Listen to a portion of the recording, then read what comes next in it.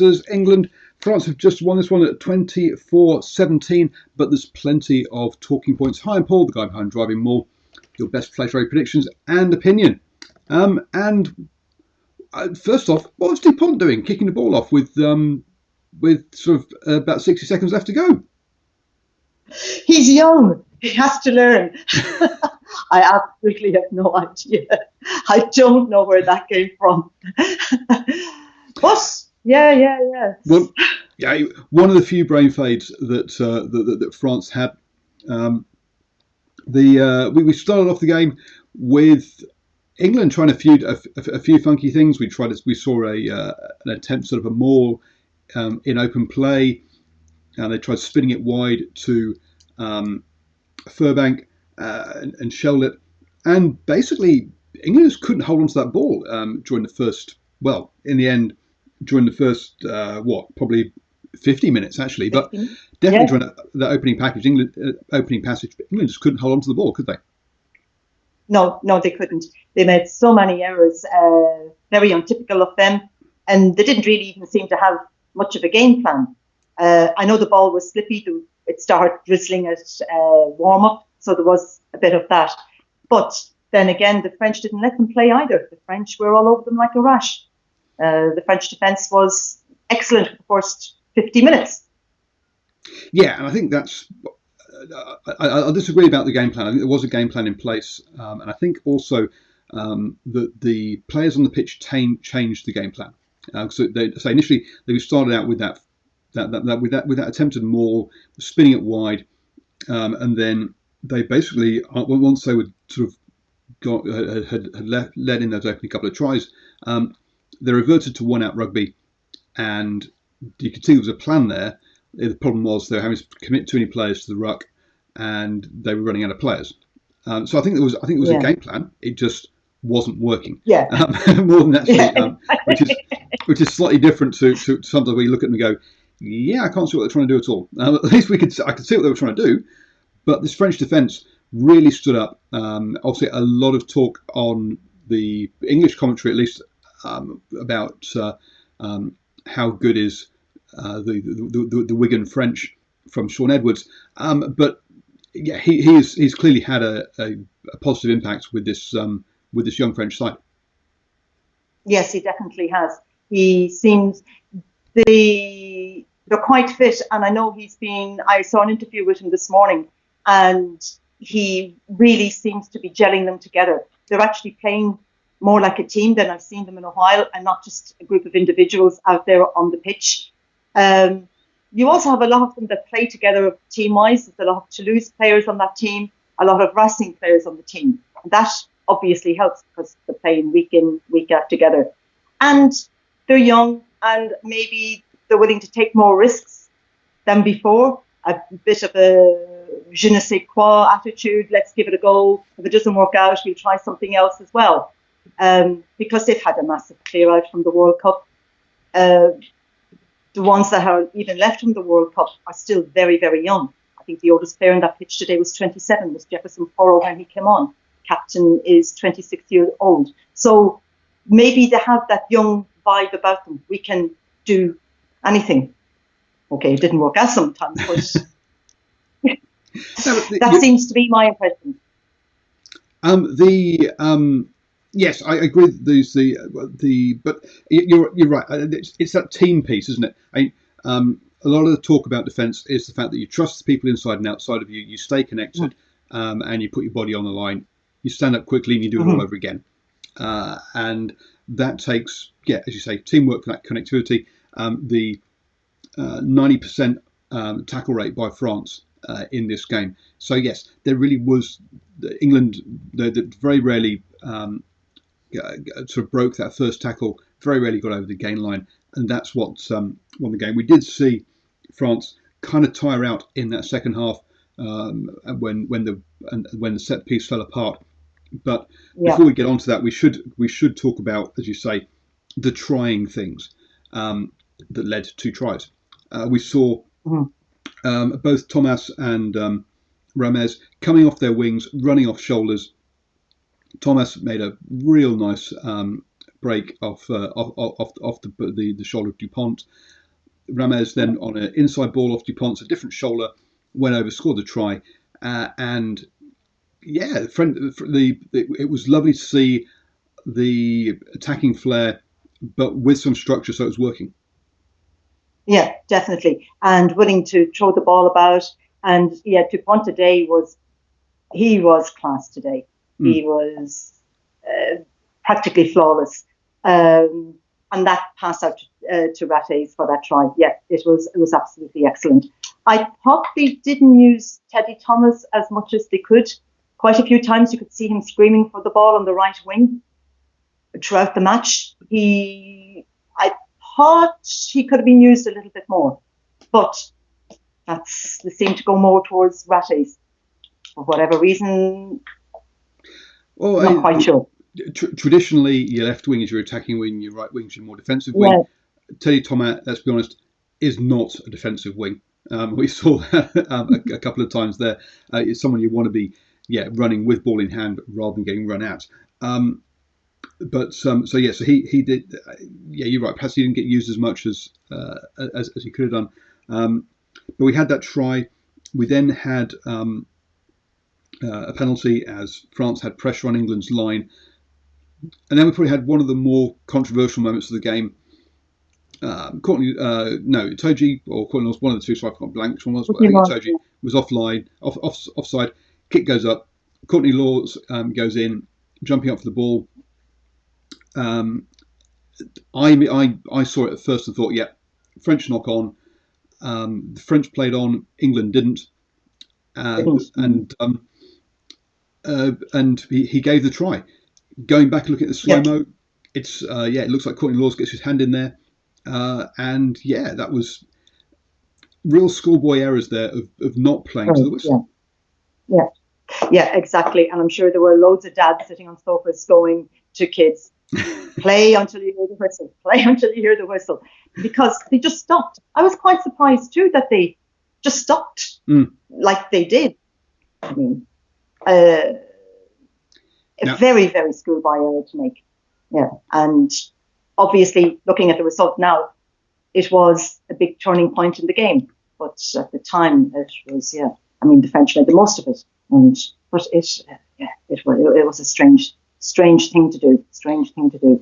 Yeah, so up to that point, so we're 90 minutes in. It's 17-0, nearly point a minute, and France looking rampant, and then essentially they don't get to see the ball for the next 35 minutes or the next half hour, as England have all the ball, have all the territory, and just. And I took a note down here that they showed a stat on here that after 46 minutes, England had 7 visits to 22, hadn't scored any of them. That is just criminal by England. It is. Yeah. Some of their own making, some great turnovers by France. Aldridge had a few great turnovers today. He had one just before half-time when I really thought, no, England are definitely going to score here. And Aldridge came in and turned it over. He had quite a few today, and he thoroughly deserved man of the match because of the work rate he put in. But that was a huge turnover for him just on half-time. It really was. England, for whatever reason, they couldn't break through that last line of defence. It just was going nowhere. Or silly mistakes, slippy ball, knocking on, turnovers. Well, this is where I'm going to get here. Is I think we saw a number of selection errors that we've seen Eddie make a couple of times now. Playing Charlie Ewels and Itoje and Courtney Lawes. You're playing 3 second rows in there, and then you're playing 2 sevenths. There's no 8. We saw the result of that with Curry losing control of the ball at the back of the scrum. He's not used to doing that. You need experience of doing that. I love Courtney Lawes as a player, but Courtney Lawes is a lock. He is not a number 6, and that mobility you lose around the park. And England's extra weight there, which I think is what he was going for, didn't pay off either at scrum time or or in the collisions. It wasn't until George Kruis came on actually that the scrum started to go forwards, and he really should have started the game Yeah. And then you Yeah. look Yeah. Yeah. at for me, Ellis, to me, Carl Sinclair, during that first half, there were times where the plan was one out rugby, and you truck it up. I saw him get it, stutter, and then head across back round the ruck. You're like, no, you're not playing to the game plan that everyone else is playing, and he lost the ball. Now I don't know if that's a reaction to this is his first time in a white jersey since he got knocked out at the Rugby World Cup in the Rugby World Cup final or not, and whether he needs to get his confidence back. But that kind of stuff. When Ellis Genge came on, he made a massive difference in that in that department as well. Lots of aggressiveness just on the borderline, and he was just the right side of the line of it, and that was really and so those two substitutions in particular to me I think were really important for this game. Even when Ludlam came on, who plays 8 for his club side, he still packed down on the blind side and left Curry at 8. There is, to me, Eddie Jones again. He admits that he got his selection wrong for the World Cup final, and I think he got it wrong again tonight. The guys that came on, they made a huge change. They made a huge change at scrum. I mean, the English pack, much more experienced, but a much heavier pack. And even with the changes that France made when they brought Bamba on, he's not known as a scrummer. He definitely is not known as a scrummer at all. He's known as if he gets the ball, he'll run with it. And you could see the changes that the English guys really made, and they were all over France in this one in that second half, all over them, which is worrying for France, and a bit of promise for England. They can, well, you never know it, Eddie, but you can see, as you said, where the mistakes were, the playing positions were. But the guys made a big difference when they came on. Really did. For also England, it didn't help Tuilagi getting injured early, so there were early changes. But you say on half time, we came out the second half, and France lost their first 2 lineouts, which gave England a great platform. They still butchered the opportunity, and couldn't score. 55 minutes. France, first time they've touched the ball in like just over half an hour, get a line out in England's half. Dupont then has a moment of magic, spots that there's not enough defence on the blind side, runs around a bunch of players, passes inside to his captain, who slides over for a try. And at 24-0, it was looking like this could really blow out and be one of those record victories. Yeah, it was, because Olivon, he stole the ball at the line-out, got it, and he ended it. It was a beautiful piece of play from France. And again, he's a young captain. He's only, had 11 games for France. It was quite impressive from him too, how he led today. And you were thinking, okay, they've got this massive lead. Surely to goodness they'll keep going. We don't know what was. We always say it. But that was an impressive try. That was really well played between them. It was a joy to watch. It really was. But then, but as you say, that try was from a turnover line out. I think it was one phase, and then they scored. The second try was from a kick that went up and got knocked back and scored. So these were not built and constructed tries. France actually had very little ball on this, and had to do an awful lot of work. 206 tackles. 209 tackles attempted in this game. That's a lot of work. And then we had a little cameo by Johnny May, who gave everyone in a white jersey anyway, suddenly a moment of thought that, hey, perhaps England could be in this game. Chip and chase from something of nothing, really. He was covered, but used his pace and showed why he was a top try scorer last year. Yep. And then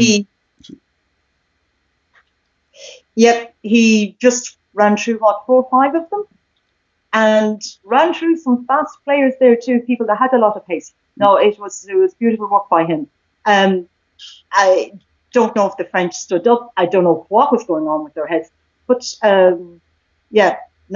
lovely work from got that one, and then the second try, the ball went wide, and you say you cut through a bunch of players and scored. And suddenly, 24-14, it's a 10-point game, 2-score game with 16 minutes left. With the scrum going backwards, and then Cruz gets held up under the posts. Wow, there was, as you say, lots of young players really putting their bodies on the line there to make sure that to snuff out that comeback. Yeah. I'm not quite sure if it was who held him up. I could have been Boutier or Dupont. I'm not exactly sure. I think it was Boutier who had a magnificent game at full back. But I think that was the difference. These young players, they were, especially the ones who had very few caps or their first caps, were really willing to play for the jersey. And it made the difference. It made the difference in the end. Huge. It's good to see. Good to see as a French fan. One of the things we should talk about these players is that a lot of these players have come through playing together at under 20s, won the under 20s rugby, the World Rugby Junior Championships. There's a similar crowd coming through now as we've had with England when you had your players like Jack Nowell, Anthony Watson, Slade, Luke Cowan-Dickey. They've all come through. They all won an under 20s together. Itoje won it like the year afterwards. England had that generation coming through that Stuart Lancaster brought through. We're seeing a similar generation of French players coming through right now, which is good. So these guys have played together not only at club but at country through the age groups. If you think about players like Luke Cowan-Dickey and Jack Nowell, they went to kindergarten together. We've got I'm not sure that any French players go back that far, but a lot of these French players have known each other since their early teens, and if, when you know each other that well, you're going to play for each other a lot more. I think we're seeing that come out on the pitch. There was a late penalty which Farrell knocked over for a losing bonus point. One moment I thought they were just going to keep strumming away and try and get a try. I'm glad to see calm heads prevailed and they realised that the losing bonus point was there. It showed they hadn't totally lost track of what was going on, which was good. But LaRue, a big game today, 22 tackles. Oh, wow. Yeah. He had a big game. I was trying to call a man of the match, and I had about 4 or 5 in there. I had Aldridge, LaRue, Olivier, and Dupont. There was quite a few that really made a huge difference. LaRue was all over the place. His body was all over the place.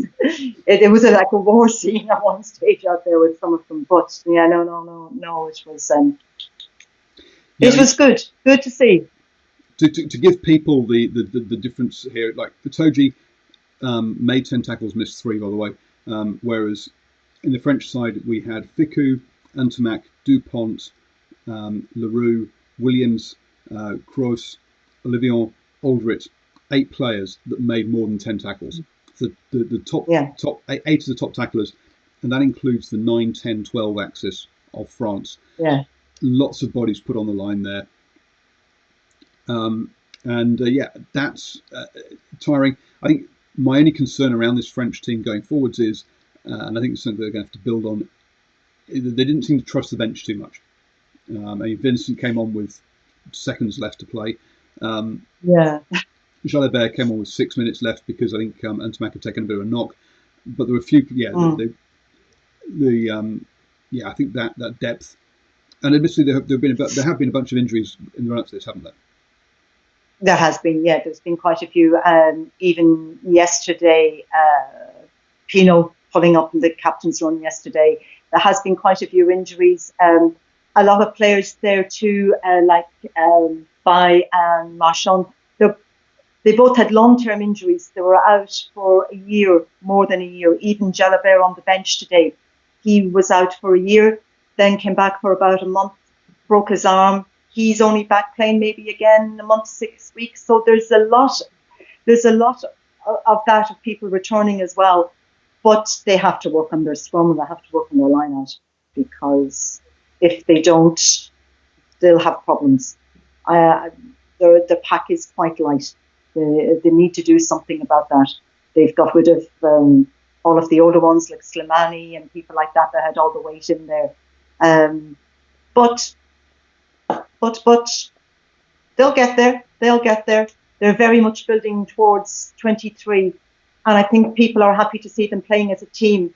It's not even, I don't think, about winning the Six Nations or winning the Grand Slam. They really want to see them cohesion as a team, playing well together and going on from that. So it's a good start for them. It's a good start for them because that's where they have their plans firmly in sight. 4 years down the road, it's their home World Cup, and if they keep that squad together, they'll do well. They'll do really, really well. Very excited for them. I'm excited for this French team because it is that under-20s team coming through.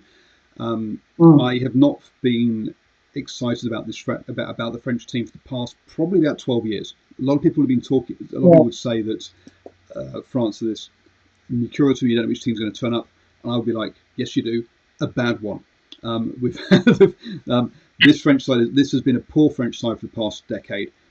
This group that are coming through now, the investment that clearly French rugby has put into its academies because of the rules in France in the top 14 as to you have to have so many academy players in your squad. That has forced the clubs to invest in the academies, and we're seeing the results of that now with all these young good French players coming through. So I know there's been accusations of seeing these academies go off to not accusations, it happens. The academies go off to Fiji and basically hiring a bunch of young players when they're perhaps too young to leave home. But that's the bad side of it. But the good side of it we're seeing here with all these young French players coming through, and long may it continue because it's good to see an exciting French team, in my opinion. Yep. Yeah, exactly. It needs it. World Rugby needs it. We need that French flair. But no, the academy is a result, as you say, of the plans was put in place a few years back to have so many homegrown players on your squad, on your team sheet, bring them through, and it was good. They had a sevens competition here yesterday, which unfortunately was run the same time as the Six Nations. I know, and it was in the Racing Stadium. But most of the teams, it was all the top 14 teams, but it was mostly their squads, their under 23s that were playing, and there was some great rugby in it. But again, that's giving them another opportunity to get experience and play. So no, the talent is definitely there. The talent is there. There's a lot of guys knocking on that door to get into that team as well. So yeah. And when you think that Jefferson Poro, who came on, who's the oldest on the team at 27, in 4 years' time, he's only going to be 31. It's a good way to go. It is exciting times for French rugby. Jordan Clark asked in the live chat, how do we rate Nigel's performance? I think he could have gone to his cards earlier. Perhaps there were some infringements early on by England that could have got carded that were mentioned. And it was a typical Nigel performance in the fact that he let a lot go, and he does. That's a solid. That's what you're going to get from Nigel. I don't necessarily fully agree with it. I think he should be a bit stricter with the teams. But there you go. One of the things that's doing the rounds on Twitter is Luke Cowan-Dickey sliding into the try score, which I forgot to mention, which led to a fracas.